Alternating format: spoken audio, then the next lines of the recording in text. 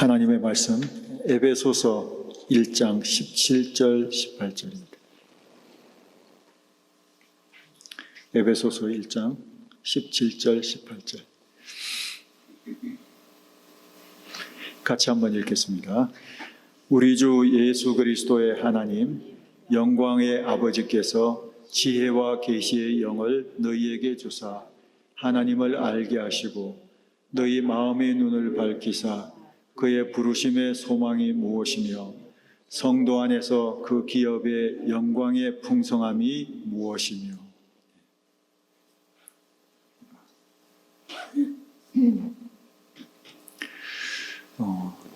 청년 시절에 교회를 처음 다니기 시작할 때 교회에서 재미있는 행사 하나를 했는데요. 그 행사는 뭐냐면 자기 집에 있는 물건 중에서 괜찮은 물건 그 중에서 안 쓰는 거 있잖아요. 괜찮은 건데 안 쓰고 있는 거. 그러면서도 이게 다른 사람에게 도움이 될 수 있다고 생각하는 것을 선정해가지고 날짜를 정해가지고 그걸 다 들고 오는 거예요.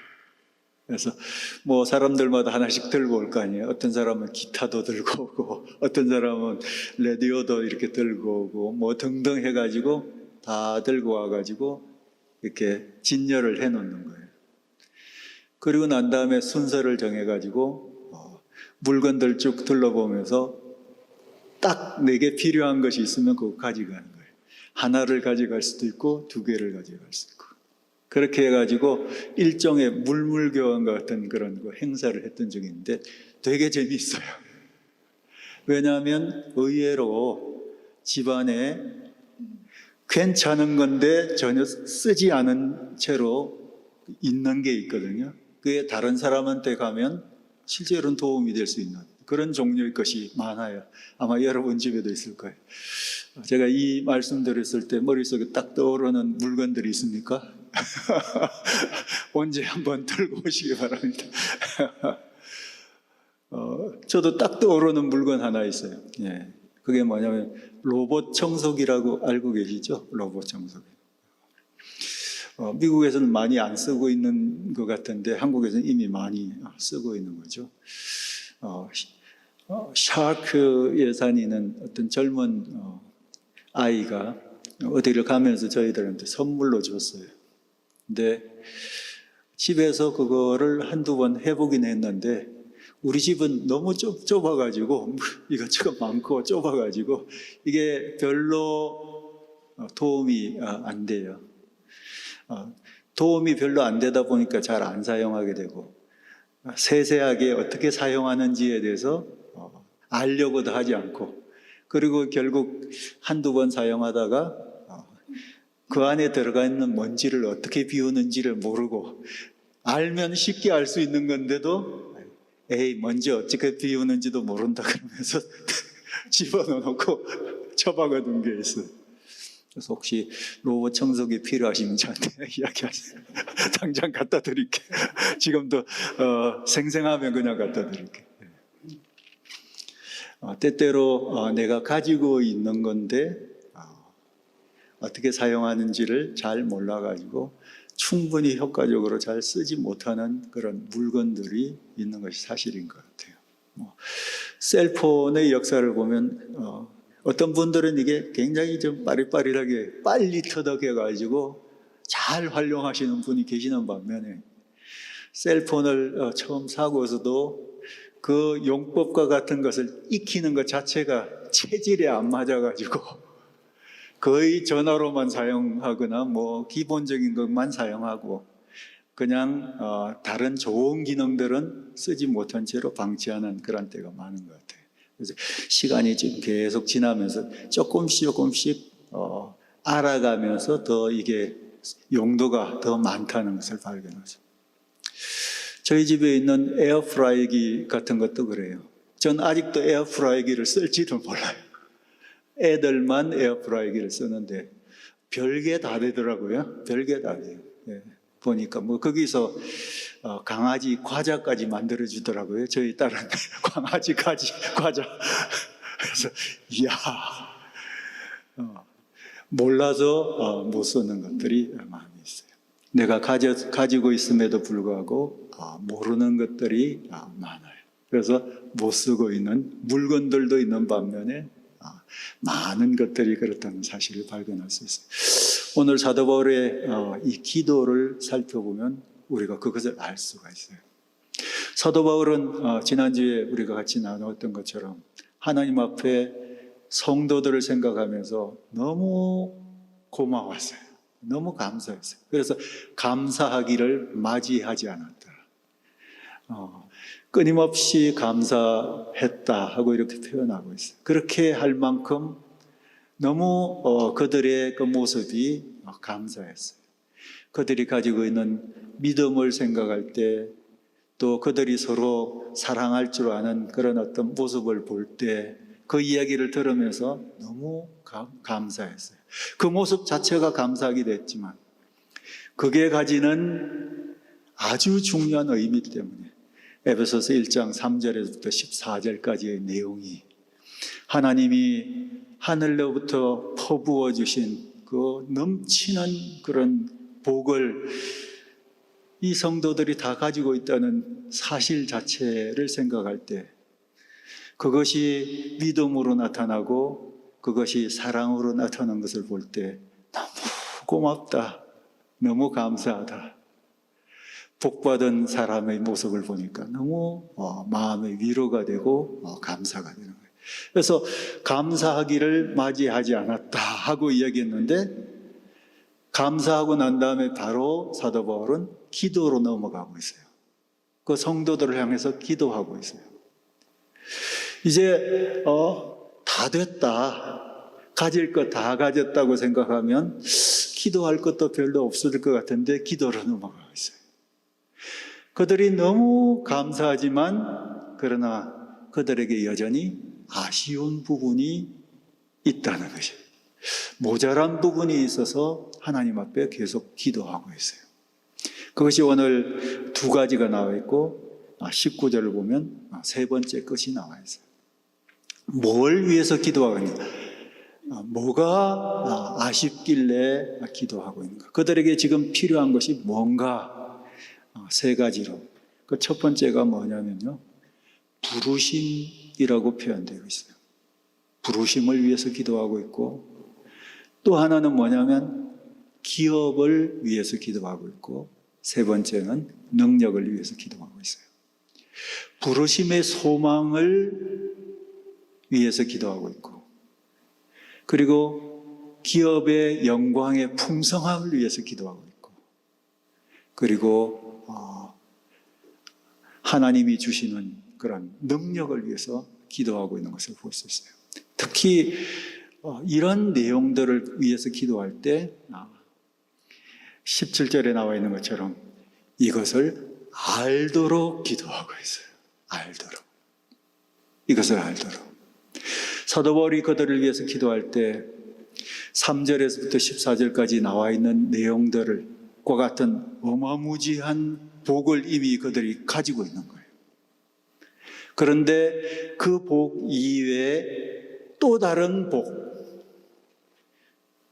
새로운 복을 위해서 기도하고 있는 것이 아니에요. 그들이 이미 복을 받고 그것을 가지고 있지만 그것을 모르는 것이 문제예요. 모르는 것. 그래서 그것을 알도록 기도하고 있는 것을 볼 수 있어요. 여러분, 여기서 이 알도록 기도한다는 것은 성경을 보면은 헬라적인 사고의 지식이 있고 또 히브리적인 사고의 그런 그 지식이 있어요. 근데 여기서 알도록 한 이야기는 내용으로 미루어할 때 이 두 가지 개념이 같이 합쳐진 것으로 볼 수 있어요. 헬라적으로 가지는 그런 지식이라는 것은 보통 우리가 머릿속 지식 같은 것이라고 보면 돼요. 그렇지만 히브리적인 그런 그 지식이라는 것은 경험에서 아는 것을 말해요. 경험에서 아는 것. 머릿속 지식과 경험에서 아는 지식이 합쳐진 바로 그것을 위해서 기도하고 있어요. 그들이 지금 이 엄청난 복을 가지고 있음에도 불구하고 이것을 다 몰라서 그것이 문제가 되니까 새로운 복을 받도록 기도하는 것이 아니라 이미 받은 복이 무엇인지를 헤아려서 알도록, 그것이 중요해요. 개인적으로 어떤 사람에 대해서도 집사님에 대해서 우리가 집사님에 대해서 알 수 있죠. 그것을 knowing about him이라고 이야기할 수 있죠. 그분에 대해서.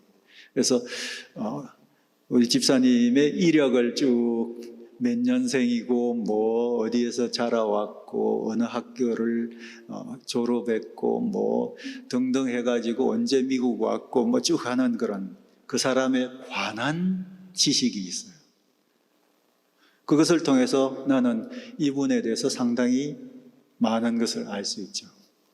그러나 그런 지식을 이야기하는 것이 아니라 거기에서 덧붙여서 같이 수년간을 지내다 보니까 뭐 같이 골프도 치고 같이 뭐 어떨 때는 기도도 하고 어떨 때는 밥도 같이 먹고 산도 같이 가고 하면서 몇 년을 지나다 보니까 이분에 대해서가 아니라 이분 자체를 알 수 있어요. 그것을 knowing him이라고 이야기했어요.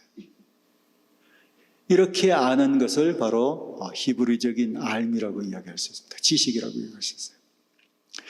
사도 바울이 지금 위에서 기도하고 있는 그 지식은 바로 이런 종류의 지식을 이야기하고 있는 거예요. 그게 하나님을 알도록이라고 표현하고 있죠. 하나님 알도록. 하나님에 관해서 아는 것을 넘어서서 하나님 자체를 개인적으로, 인격적으로 부딪혀서 경험적으로 아는 것을 말하는 것입니다. 경험적으로 아는 것입니다. 하나님이 이런 분이시구나. 경험해 볼 때 하나님은 이렇게 일하시는 분이시구나. 하나님 이런 마음을 갖고 계시는 분이시구나. 하나님 이런 것 참 좋아하시는 분이시구나. 하나님이 끔찍이 싫어하시는 것은 이런 것이구나. 경험해서 아는 것입니다. 늘 그분과 같이 지내다 보니까 그분을 실제로 아는 것을 말하는 거예요. 이런 종류의 지식을 위해서 기도하고 있어요. 그 하나님을 아는 것과 연관해가지고 이제 구체적으로 세 가지를 놓고 기도하고 있는 거예요. 그 첫 번째가 아까 이야기한 것처럼 부르심을 위해서 기도하고 있고 기업을 위해서 기도하고 있고 그리고 능력을 알도록 기도하고 있는 거예요. 오늘은 그 중에서 첫 번째 것만 같이 한번 상기해 보겠습니다. 그 첫 번째 것이 뭐냐면 부르심의 소망이 무엇인지를 알도록 기도하는 거예요. 하나님을 아는 것과 더불어서 하나님을 알게 되면 알게 되는 중요한 것, 그것이 바로 부르심의 소망을 알게 돼요. 여러분, 부르심이라는 것은 뭡니까?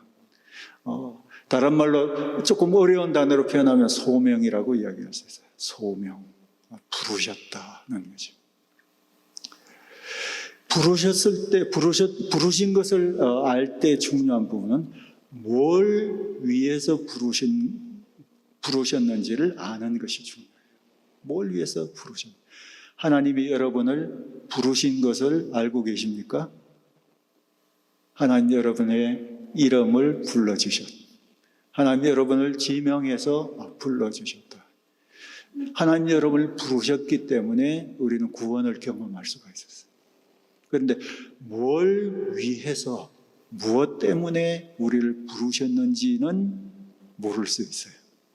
만일 무엇을 위해서 불러주셨는지가 우리에게 흐릿하게 되면 내가 부르심을 받고 하나님의 자녀로 살면서도 그리스도인으로 살면서도 어떻게 살아야 되는지가 흐릿하게 돼요. 반면에 이것이 선명해지면 내가 그리스도인으로서 어떻게 살아야 할지가 더욱더 선명해져요. 그런 면에서 이 부르심이라는 것은요, 그리스도인으로 사는 삶의 출발선이라고 볼 수 있어요. 스타트 라인이라고 볼 수 있어요. 그래서 이것이 분명해져야지만 내가 오늘을 어떻게 살아가야 하는지가 선명해져요. 그래서 우리 자신을 점검해 볼 때 내가 뭘 위해서 살아야 되나? 오늘 하루는 어떻게 살아야 되냐? 이런 부분이 흐릿하게 막연하게 살고 있다면 하나님이 나를 뭘 위해서 부르셨는가를 확인하는 것이 중요해요. 이것을 분명하게 하게 되면 내가 어떻게 해야 되는지가 분명하게 돼요. 어떤 일을 경험할 때도 내가 이걸 어떻게 해야지, 이렇게 할까 저렇게 할까 하는 부분도 하나님 나를 어떻게 불러주셨는지 하는 것이 선명해지면 의외로 대답이 명확해질 수 있어요. 나는 하나님의 부르심을 따라서 이렇게 하면 돼 하고 그것을 결정을 내릴 수 있어요. 그렇기 때문에 우리가 부르심이 무엇인지를 정확하게 아는 것, 처음에 흐릿하게 알았다가 알기 시작했다가 이것을 점점 더 선명하게 알아가는 것, 그래서 결국은 완전하게 알게 되는 이것이 너무나 중요해요. 사도 바울이 성도들 위해서 기도하면서 기도했던 것이 바로 그것이에요.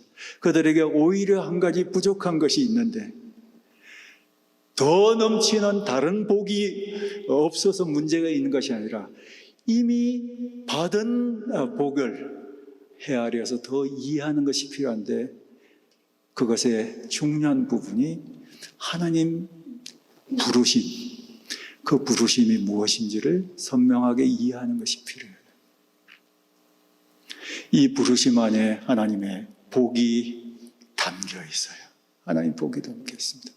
그런데 여기서 이 부르심을 이야기할 때 부르심의 소망이라고 이야기하고 있잖아요.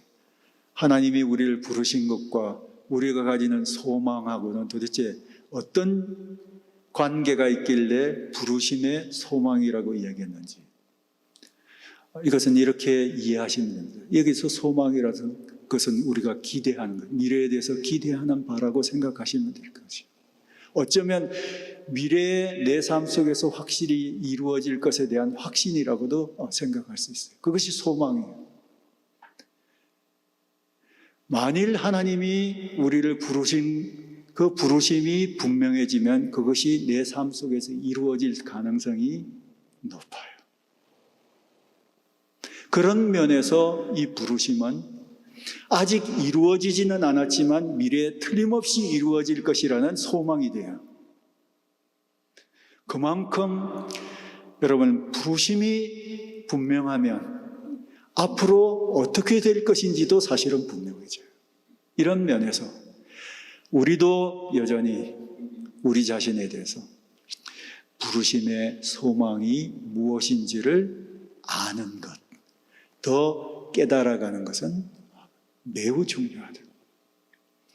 우리 집에서 다른 아이들은 다 2층에 있는데 1층에, 저희들도 1층에 있고 1층에 같이 있는 애가 셋째 모세거든요.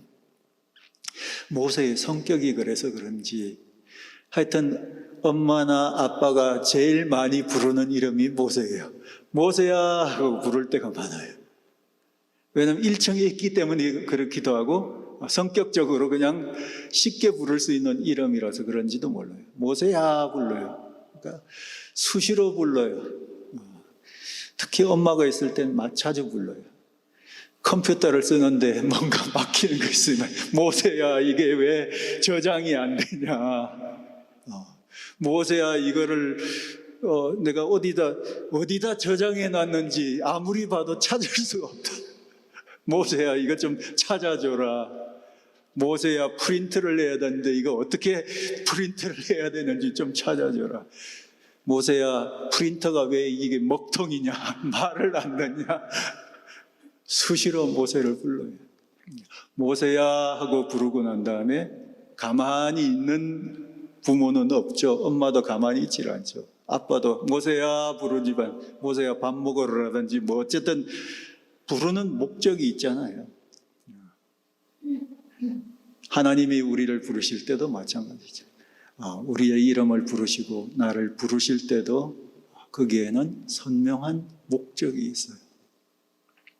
불러놓고 아무 목적도 얘기도 안 하시고 하면은 예 하고 대답하지만 뭐 어떻게 해야 될지를 모르는 거죠. 모세야 블랙페이퍼가 지금 다 떨어졌네. 그러면은 무슨 얘기인지 알아듣는 거잖아요.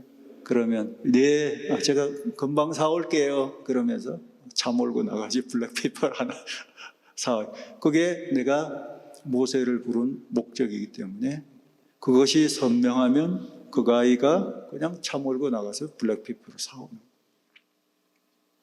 하나님이 우리를 부르셨을 때 왜 불러주신 그 이유가 아주 선명해요. 근데 그것을 여러분이 잘 이해하고 있으면, 이것을 더 선명하게 깨닫고 있으면 내가 어떻게 해야 될지를 정확하게 알게 돼요. 시키는데 부르신 대로 하면 되는 거예요. 부르신 대로 하면 돼요.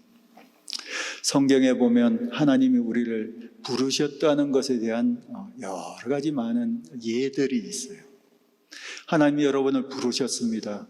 그런데 왜 부르셨는지에 대한 여러 예들이 있는데요. 그 위에도 사실 부르심에 관련된 많은 내용들이 성경 전체에 가득히 있지만 몇몇 예들만 여러분이 한번 생각을 해봐요. 로마서 1장 3절 같은 데는 하나님이 여러분을 부르셨다고 얘기했는데 뭘 위해서 불러주셨냐면 예수 그리스도의 것으로 부르셨다고 얘기했어요. 예수 그리스도의 것. 이 세상에 많은 사람들이 있잖아요. 다양한 종류의 사람들이 있는데 여러분을 불러주신 거예요. 예수의 것으로. 이 이야기는 뭘 전제로 합니까? 예수의 것이 아닌 사람들도 많은 반면에 나는 예수에 속해 있는 사람으로 나를 부르신 거예요. 여러분, 이것이 하나님이 여러분을 부르신 목적이라면 이것이 여러분의 삶에 어떤 영향을 끼치겠어요? 오늘 하루도 나는 예수의 것으로 산다고 생각해 보세요. 난 예수에 속해 있는 사람이다. 그분은 나의 주인이시다. Lord, 주인이시고 나는 그분에게 속해 있는 사람이다 하는 이것만 선명해도 오늘 하루의 삶이 어떻게 달라질지를 여러분 생각해 보세요. 난 예수의 것이야. 또 다른 때를 보면은 우리를 성도로 부르셨다고 얘기했어요. 성도. 고린도전서 1장 2절 같으면 성도로 부르셨다. 성도라는 것은 saints 이야기하죠. 성도. 거룩한 백성으로 불러주셨다는 얘기예요. 거룩한 백성으로. 우리의 퀄리티가 거룩하다는 것은 아니에요. 우리의 위치가 거룩하다는 것이에요. 하나님이 우리를 거룩한 백성으로 불러주셨다. 이 거룩함의 가장 중요한 뜻은 set apart, 분리시켜 주셨다. 분리시켜 주셨다. 세상에 수도 없이 많은 사람이 있지만 우리를 이 세상에 살고 있는 사람이지만 이 땅에서 다른 사람과 더불어서 같이 살고 있지만 그러나 그곳에서 우리를 따로 떼어 놓으셨어요. 뭘 위해서 떼어 놓으셨냐면 하나님을 위해서 떼어 놓으셨어요. 이것이 우리의 부르심이에요. 나는 원래 하나님을 위해서 따로 떼어 놓은 사람으로 이 세상을 사는 거예요. 이것이 여러분에게 선명하다고 생각해 보세요. 내 몸과 마음과 삶이 하나님을 위해서 분리된 사람이에요. 어떤 목적을 위해서 분리된 사람. 음식을 만들 때 팔을 이렇게 요즘 음식을 자주 만드니까 예를 그렇게 팔을 쭉 쓰는데 파 중에 일부는 국에다 집어넣고 일부는 전을 부치는 데 사용해요. 떼어 놓는 거지. 파의 용도에 따라 이렇게 떼어 놓는 거예요. 우리 자신이 하나님의 영광을 위해서 하나님이 불러서 쓰시고자 하는 그런 계획을 위해서 떼어내어 놓은 사람이다 하는 부르심, 이 부분을 여러분이 선명하게 이해하시면 삶이 달라져 갈 거예요. 고린도전서 1장 9절 같은 데는 우리를 부르셨는데 뭐하러 부르셨냐면 우리 주 예수 그리스도와 교제하도록 부르셨다고 했어요. 교제라는 것은 뭡니까? 서로의 삶을 나누는 그 목적을 위해서 부르셨다는 거예요. 이것은 뭘 전제로 한 얘기입니까? 예수 그리스도를 알기 이전까지는 우리 주님과 분리되어 있었어요. 아이솔레이트 되어 있어요. 그 교제에서부터 분리되어 있었어요. 주님도 우리와 가까이 계시면서 말씀하실 수 없고, 우리도 주님과 겉돌면서 살았던 인생이었어요. 그렇지만 우리를 부르신 것이 교제하도록 불러주신, 이게 우리의 부르심이에요. 그래서 지금도 여러분이 주님과 교제하고 있다면 그것은 그 부르심 때문에 교제하고 있는 거예요. 그리고 주님과 교제하는 것이 우리 삶 속에서 얼마나 자연스러운 것입니까? 아예 그것을 위해서 우리가 존재하고 있는 것이니까. 하나님 편에서도, 우리 주님 편에서도 나하고 교제하는 것을 위해서 그동안 주님이 행하셨던 모든 일들이 사실 다른 많은 목적과 더불어서 나와 교제하고 싶어서 인격적으로 나를 부르시고 나와 대화하시고 또 영향을 끼치고 싶으시고 또 뭔가를 시키고 싶으시고 뭔가 행할 때 칭찬도 해주시고 싶고 어떨 때는 꾸중도 해주시고 싶으시고 삶을 인도도 해주시고 싶고 이런 모든 과정들을 통해서 함께 더불어서 교제하도록 불러주셨다.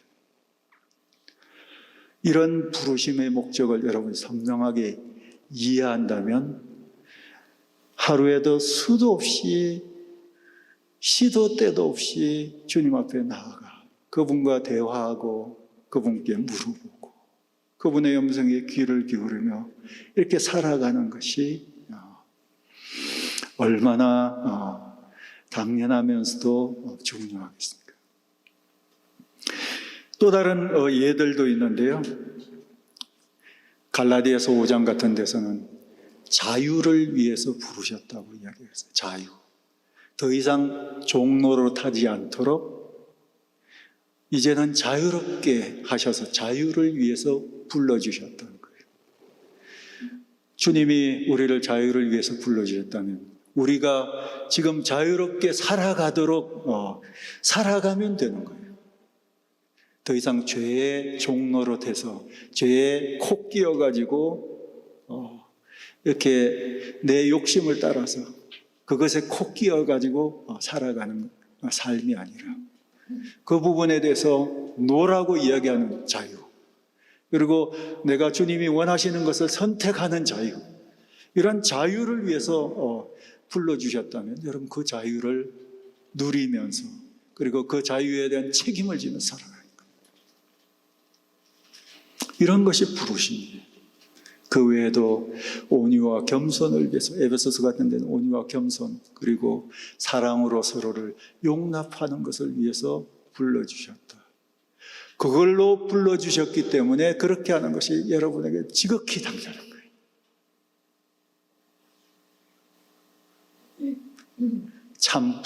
참을 때 참을 줄 알고 온유함으로 따뜻함으로 품어주고 잘 안 되지만 마음을 좀 더 열고 더 이해하고 더 용납하고 하는 것이 우리의 부르심이에요. 부르심. 그럼 그렇게 살아가면 돼요. 심지어는 여러분 무엇을 위해서도 불러주셨는지 아십니까? 이런 거는 없으면 좋겠는데 성경에 있어요. 그것은 바로 고난을 위해서도 불러주셨어요. 그 고난은 예수 그리스도처럼 억울하게 당하는 고난을 이야기해요. 고난을 위해서 여러분을 부르셨어요. 그렇기 때문에 때때로 난 예수 믿는데 왜 어려움이 내게 있냐 하고 물어보시면 부르심에 대해서 잘못 이해하시는 거예요. 난 예수 믿고 한껏 하느라고 정말 성실하게 성의 있게 살았는데 왜 내게는 더 큰 어려움이 있느냐 하고 불평을 하시면 이 부르심을 잘 못 아시는 거예요. 왜? 하나님이 여러분을 부르셨을 때 고난을 위해서도 부르셨기 때문에, 여러분의 삶의 특징은 그 부르심을 따라서 고난도 돼요. 예수 믿는 사람들이 이상하게도 더 많이 힘들고 더 많은 대가를 지불하고, 다른 사람이 제3자가 생각하기에도 너무 힘들게 고통스럽게 지낸다, 저렇게 일이 안 풀려고 힘들게 지낸다, 저렇게 많은 짐을 짊어지고 왜 이렇게 살아야 되냐, 예수 잘 믿는데 왜 그렇게 살아야 되냐. 왜? 하나님이 여러분을 그렇게 부르셨기 때문에 이 세상의 삶이 그런 거예요. 그래서 어려움 많을 때 그것을 이상하게 여기지 말아야 될 필요는 바로 거기에 있어요. 여러분이 그 부르심을 이해하시면요, 그래, 나는 원래 그렇게 많은 어려움을 겪도록 부르셨어. 심지어는 억울한 어려움을 당하도록, 우매한 어려움, 안 당해도 그냥 약삭버릇게 빠져나가면 안 당해도 되는, 피할 수 있는 그런 짐들을 짊어지면서 살아가는 것은 그냥 그러도록 부르셨기 때문이에요. 왜 나만 내 인생 중에 나만 왜 손해를 겪어야 되냐, 그렇게 생각할 때도 있어요. 왜? 하나님이 억울한 죽음을 당하신 그리스도처럼 고난을 받도록 우리를 부르셨기 때문에 그런 거예요. 그래서 여러분의 삶을 이 부르심을 통해서 이해하게 되면 하루하루를 살아가는 삶이 얼마나 선명한지 몰라요. 거기에다가 한 걸음 더 나가면 이런 고난을 다 통과하고 인내하고 참고 그러면 영광이 기다리고 있는 그 영광을 위해서도 여러분을 부르셨다는 것을 믿으시기를 바랍니다. 이게 그냥 이것으로 끝나면 너무 억울하잖아요.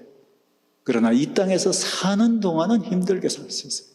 그러나 그 이후에는 영광이 기다리고 있다는 것을, 그렇게 부르셨기 때문에 기다리고 있다는 것을 믿으면서 여러분 사시는 거예요. 이런 몇몇 가지들이 부르심과 연관돼서 성경에서 쭉 이야기하는 예들이에요. 그리스도의 것으로 여러분 부르셨죠. 성도로 여러분 부르셨죠. 우리 주님과 교제하도록 부르셨죠. 잘 참고 참을 뿐만 아니라 더 넓게 사람들을 용납하고 품도록, 억셉트하도록 그렇게 여러분을 불러주셨죠. 그뿐만 아니라 많은 짐을 짊어지며 고생하고 억울한 일을 당하는 그것을 위해서도 여러분 불러주셨죠. 그리고 그것이 끝난 다음에는 영광스럽게 되도록 여러분을 부르셨다는 거예요. 그래서 이런 부르심을 여러분이 더 알게 되면 그것으로 말미암아 여러분이 어떻게 살아가야 될지도 더 분명하게 여러분이 알게 되는 거예요. 사도월이 성도들을 위해서 기도했던 것이 바로 그런 것이었어요.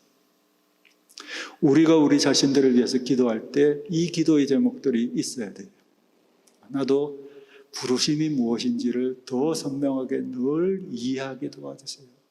오늘 하루도 내 부르심에서부터 제대로 출발하게 도와주세요 하고 기도할 수 있어요.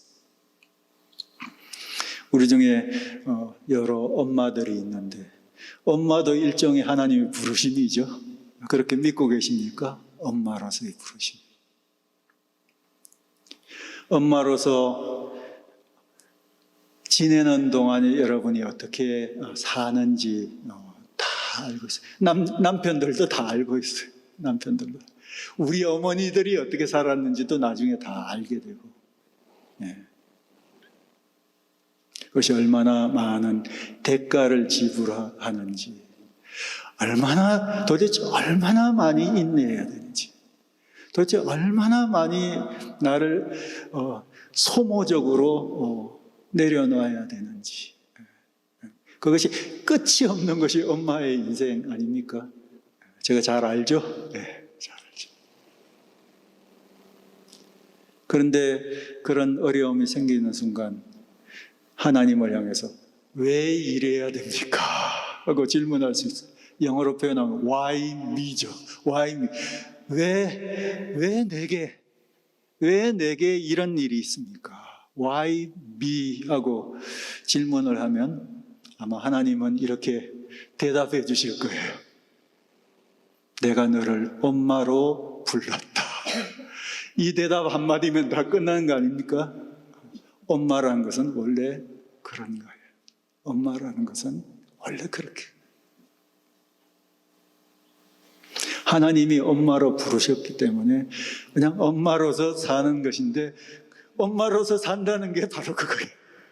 다른 게 아니라 바로 그거예요. 여러분이 살고 있는 거, 바로 그게 엄마로서 사는 거예요. 부르심을 알고 그 부르심을 쫓아서 사는 것이.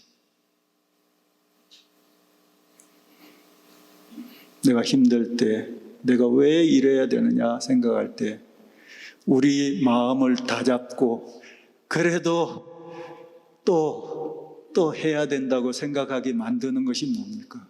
그게 뭡니까? 이러면 잘 되겠지. 뭐 이런 것도 우리에게 힘이 될 수도 있고, 조금씩은 나아지고 있으니까 이런 것도 힘이 될 수도 있겠고, 뭐 여러 가지로 그런 힘이 될 수 있지만, 그런 가운데서도 포기하지 않고 오늘도 힘내서 계속할 수 있는 바로 그것이 뭡니까? 내가 엄마니까. 이 생각이죠. 내가 엄마니까. 엄마니까 그렇게 해야지. 엄마니까. 만일에 제3자가 보면서 참 정말 엄청나십니다. 대단하십니다.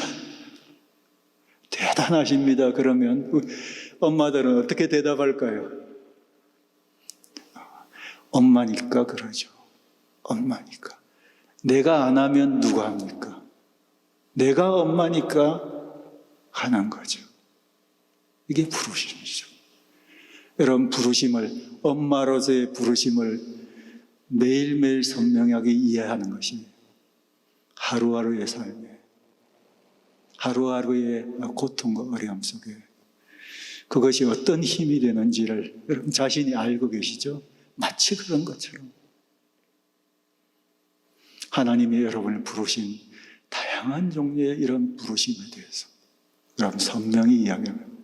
내가 성도인데 내가 안 하면 누가 하겠어?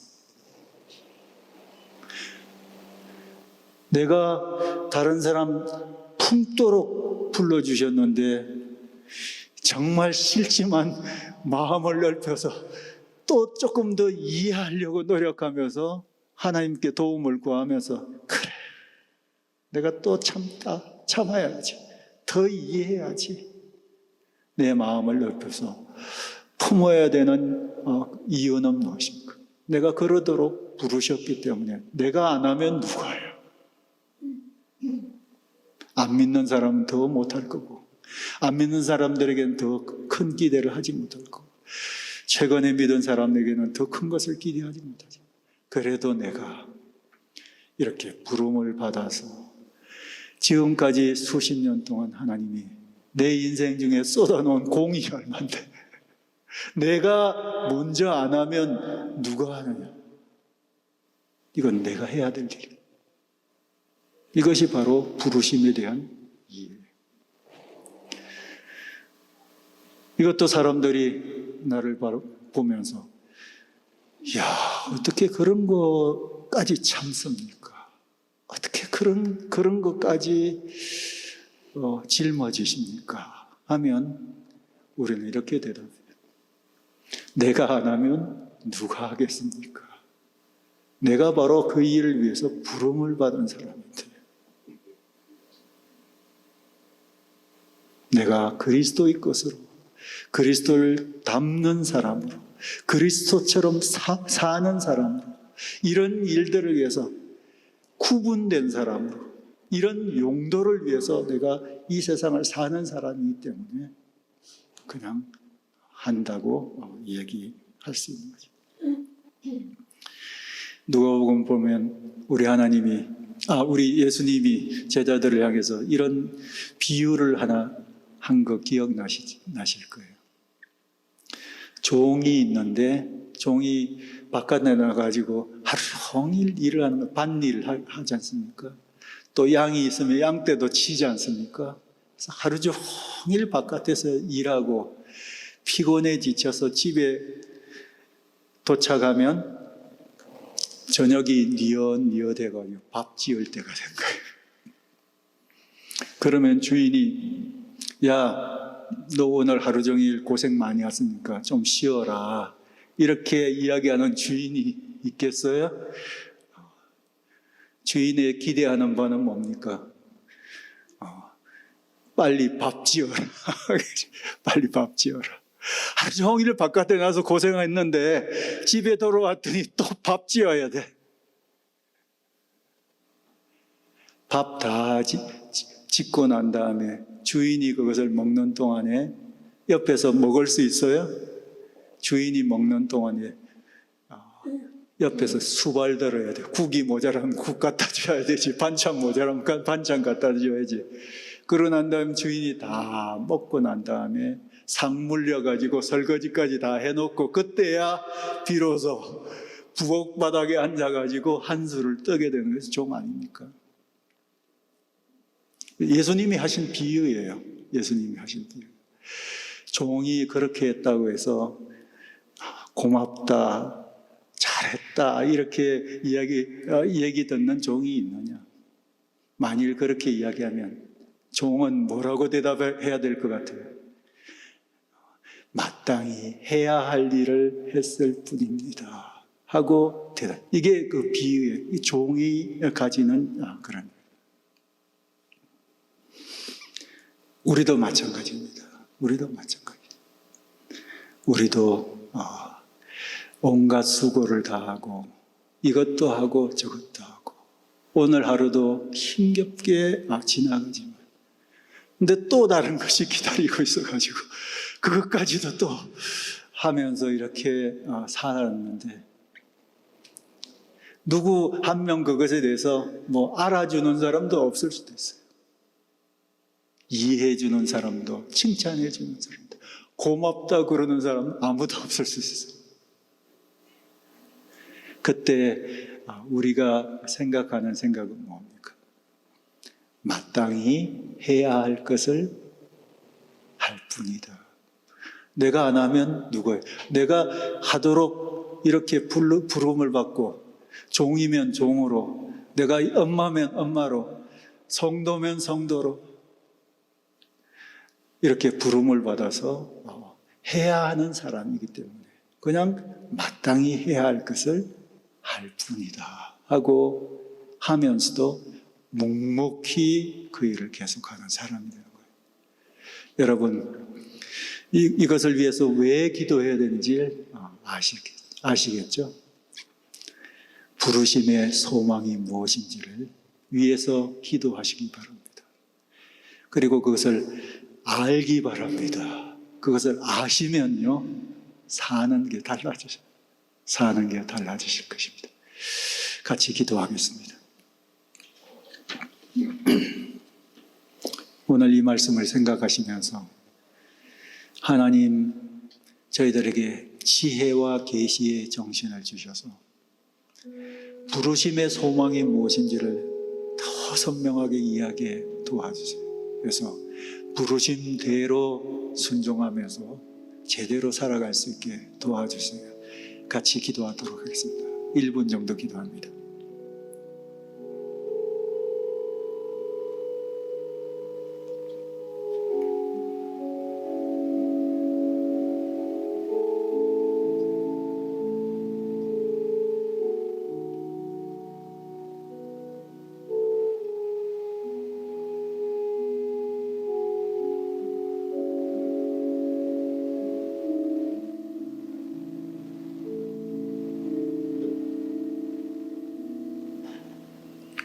하나님 아버지, 저희들에게 부르심의 소망이 무엇인지를 더 생생하게, 선명하게 깨달을 수 있도록 도와주시옵소서.